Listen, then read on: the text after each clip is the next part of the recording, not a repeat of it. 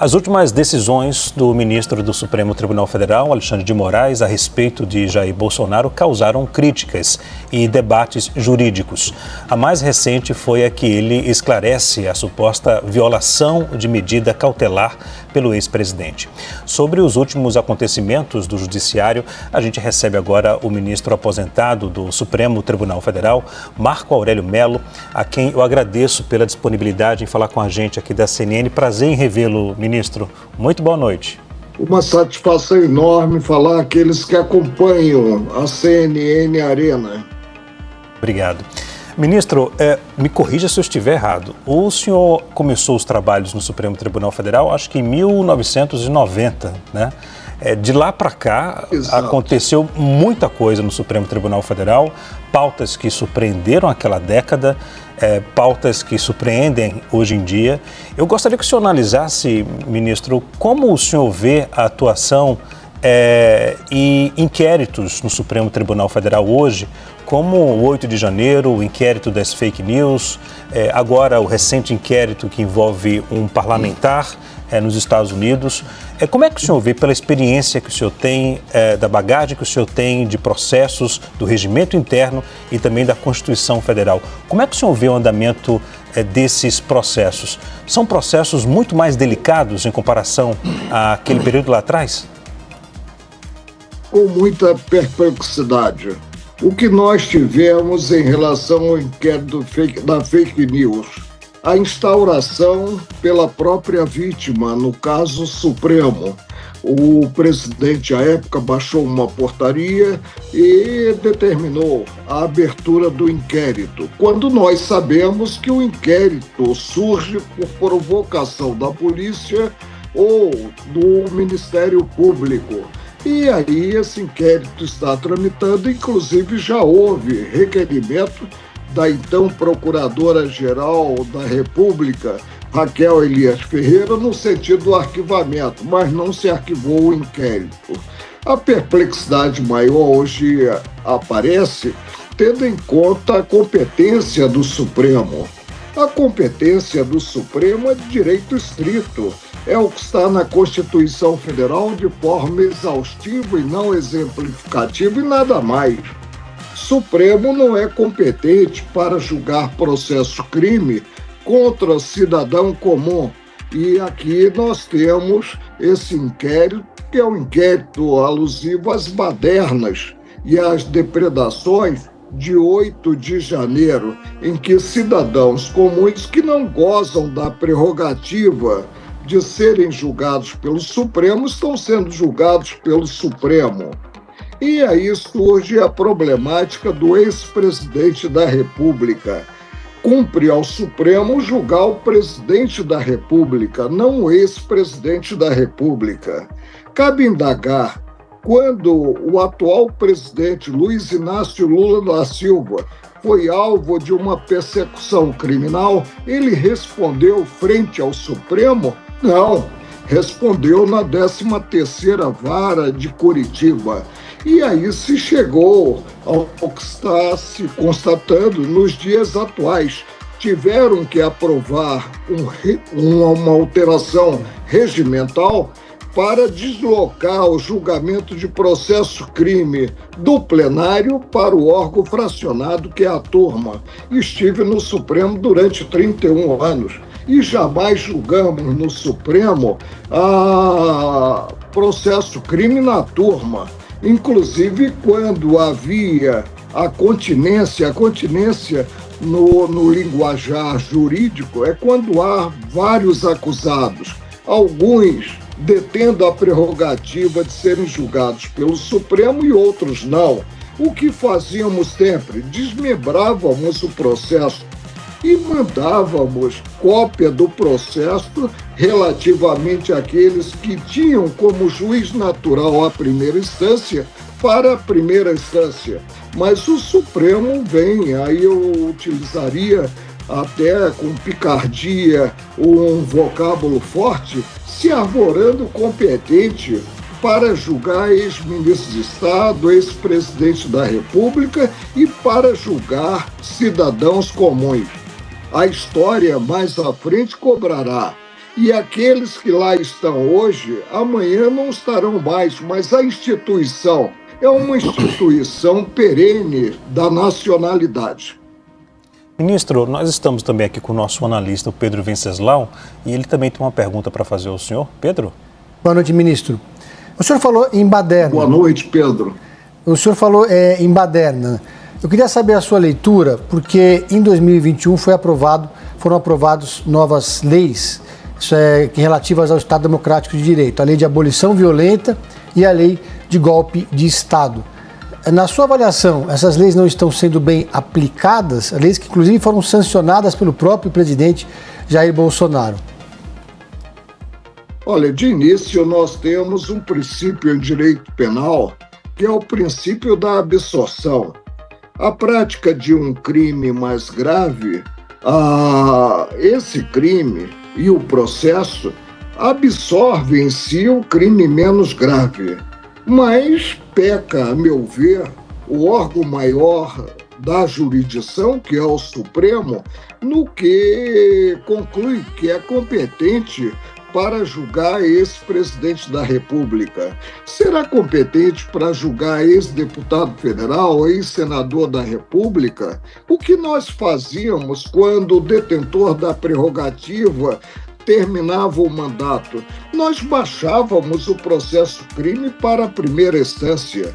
E aí nós vemos que há o atropelo do devido processo legal, porque quando o Supremo decide, não se tem mais a quem recorrer.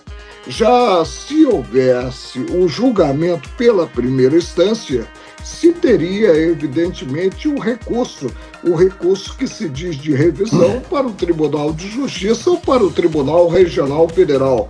Isso não haverá.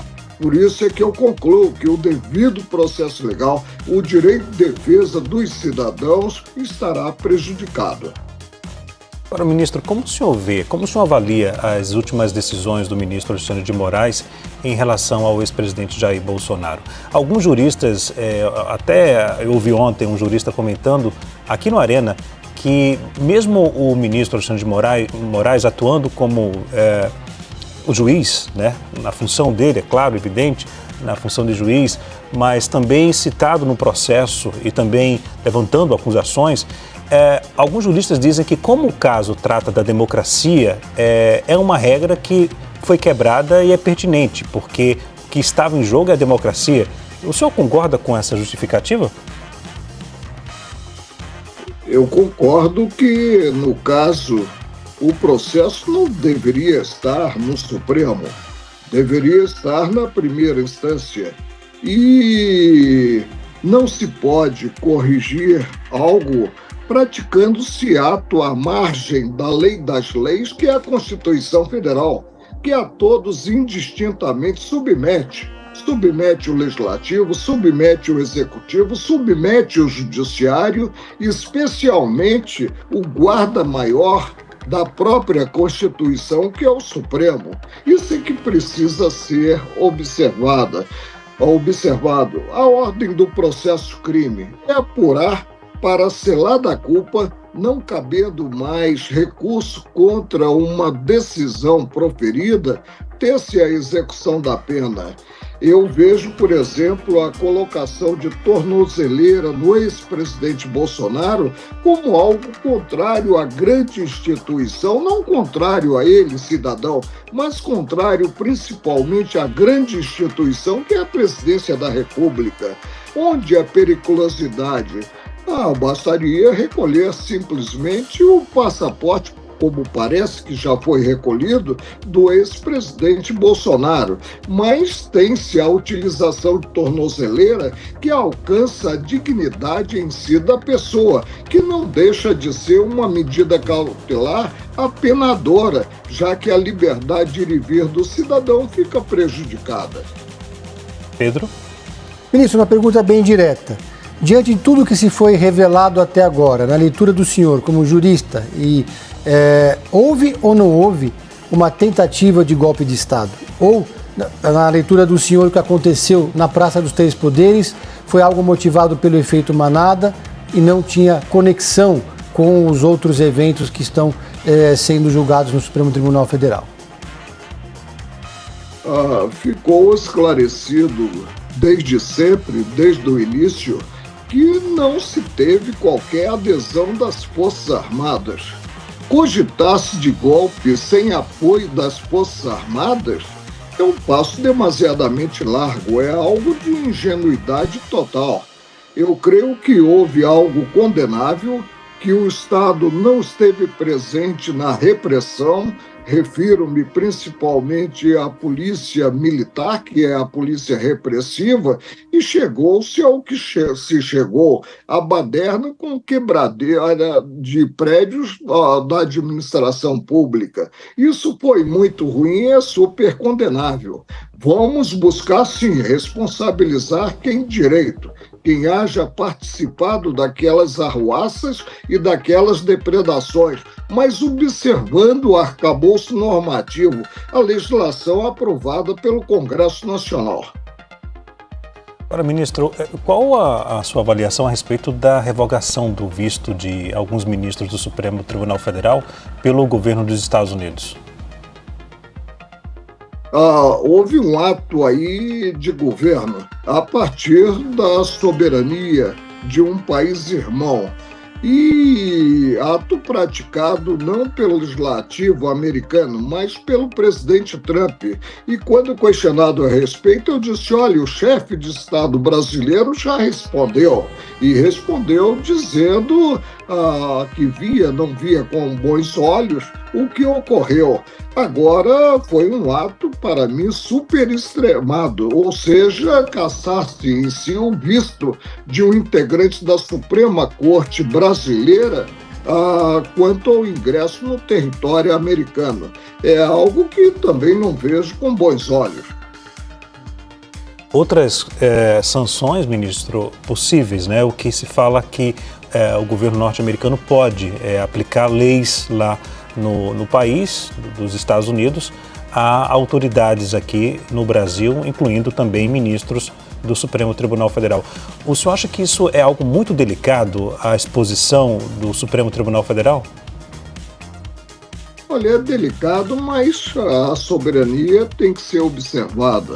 Quando ocorre, quando se precisa da prática de um ato em território estrangeiro, emite-se a carta rogatória, pedindo-se a contribuição em si do órgão do judiciário do país em que deva ser praticado o ato. Nós temos que todo processo crime pressupõe como primeira condição da existência do processo crime, depois de apresentada a denúncia pelo titular da ação penal, pressupõe a citação do envolvido, do apontado como praticante do ato que se quer glosar para se defender no processo. Isso precisa ser observado. E, logicamente, a citação de qualquer brasileiro que resida no país será feita no país mediante carta rogatória, que virá para cumprimento no próprio Brasil. Pedro? Ministro, o ex-presidente Fernando Collor cumpre pena na sua residência domiciliar por questões de saúde. O presidente Lula, quando cumpriu pena, ficou numa unidade da Polícia Federal em Curitiba. Podemos ter o terceiro ex-presidente da República preso desde a redemocratização no caso de Jair Bolsonaro. Falta um regramento para estabelecer um padrão para situações como essa? E como é que o senhor avalia que deve ser o encaminhamento caso haja condenação de Jair Bolsonaro? Ministro, deixe-me acrescentar aqui a pergunta do Pedro também, se o senhor puder fazer dar a sua opinião do senhor. Nesse contexto de presidentes presos lá atrás, hoje um presidente usando tornozeleira, também no contexto de 2 processos de impeachment pelos quais o Brasil já passou, como é que o senhor vê esse cenário em relação ao Poder Executivo? De 85 para cá, houve esse cenário em que vários presidentes passaram por situações delicadas e constrangedoras. Não se avança culturalmente apeando-se da presidência da República este ou aquele presidente. Há um retrocesso, há algo para se pensar e se chegar realmente a um avanço. há um avanço quanto à observância da própria legislação. Como dito, o atual presidente Lula, ele cumpriu pena numa penitenciária ou numa cadeia pública, uma cadeia federal, lá no estado do Paraná. Eu creio que ele ficou por 508 dias, mas ficou considerado uma decisão que teria já sido acionada para executar-se. Eu, por exemplo, no Supremo, sustentei que, ante o princípio da não culpabilidade, não se pode executar precocemente um título executivo judicial condenatório que implique o cesseio à liberdade de ir e vir. Mas nós estamos aí num ajuste considerado as instituições. Que esse ajuste realmente aconteça e não tenhamos mais o que nós vimos no passado quanto ao afastamento de presidentes da República. O Brasil não está melhor ante esses afastamentos. Pedro? Agora, eu só quero insistir nesse ponto. Se o senhor, diante do que prevê a lei de abolição violenta do Estado Democrático de Direito, de golpe de Estado, porque se prevê a punição pela intenção de golpe, porque se houver um golpe, nós não teremos mais o ordenamento jurídico. O senhor não vê nenhum indício de que houve uma tentativa de golpe de Estado no Brasil, diante de tudo que foi revelado até agora? Eu não examinei, evidentemente, os elementos coligidos no processo, por isso eu não posso adiantar ponto de vista a respeito. E se lá estivesse, me debruçaria sobre a matéria e chegaria a uma conclusão sobre o que ocorreu em 8 de janeiro e também sobre o que teria ocorrido visando o implemento de um golpe de Estado. Agora, em penal, não se pune a simples cogitação. É preciso que se tenha elementos, atos concretos quanto ao início da prática criminosa. Um outro assunto de real importância que precisamos parar para pensar diz respeito à liberdade de expressão. Como que uma censura prévia proibindo-se que alguém participe, por exemplo, de rede social, antes de haver uma sentença condenatória quanto a esta ou aquela prática delituosa. É um passo demasiadamente largo e que não se coaduna com os ares democráticos que vieram à baila em 1988, mediante a Constituição que Ulisses Guimarães apontou como uma Constituição cidadã. Nós temos, por exemplo, uma regra na Constituição Federal, no artigo 220, que impede até que a própria lei, crie embaraço à veiculação jornalística. E, evidentemente, isso precisa ser observado. Há uma medida também prevista na Constituição Federal. Possíveis prejudicados por esta ou aquela fala podem responsabilizar quem de direito no campo civil e no campo penal. No campo civil, quanto à indenização, e no campo penal, quanto a uma penação que poderá levar à perda da liberdade de ir e vir. Agora, cogitar-se em pleno 2025 de cerceio à liberdade de expressão é um passo que merece aí ser analisado e ter-se um pouco de cautela nessa marcha. Ministro, o senhor concorda com uma regulamentação das redes sociais? Não, eu acho que o problema das redes sociais, se deve haver regulamentação, essa regulamentação deve ser implementada pelo Congresso Nacional, pelas duas casas do Congresso Nacional, a Câmara dos Deputados, pelo Senado da República. Não há espaço para o Judiciário complementar a legislação existente como a legislação do Marco Civil e que estava em vigor há tantos anos. Rede social, para mim, nós realizamos, inclusive, no instituto que eu presido aqui em Brasília, um seminário a respeito, é algo incontrolável, considerado até mesmo a velocidade da veiculação do que é inserido. E exigir-se que uma plataforma tenha um sistema devidamente aparelhado para fazer triagem no que deve ser publicado, isso implicará numa morosidade incompatível com esse meio moderníssimo de veiculação de ideias, que é um meio retratado em rede social. Agora, ministro, sobre a questão do projeto de anistia, né, que está no Congresso Nacional, o senhor acredita que se o Congresso aprovar esse projeto de anistia, o senhor acredita que cabe ao Supremo Tribunal Federal a palavra final? Estará, a meu ver, o Supremo Tribunal substituindo-se ao Congresso, exercendo uma glosa indevida quanto a um ato que é atribuição do Congresso. E a anistia visa a paz social, visa o afastamento de um antagonismo maior que não leva o país a dias melhores. É algo que implica virada de página e, portanto, perdão àqueles que tenham claudicado na vida em sociedade. É um ato soberano do Congresso Nacional que, a meu ver, não é passível de exame em termos de revisão por este ou aquele órgão, seja ele qual for. Pedro tem a última pergunta. Pedro? Ministro, eu queria saber a sua leitura sobre esse movimento dos bolsonaristas, o Flávio Bolsonaro falou disso hoje, de pedir o impeachment de ministros do Supremo Tribunal Federal. Não passa pela minha cabeça o emparedamento de integrantes do Supremo.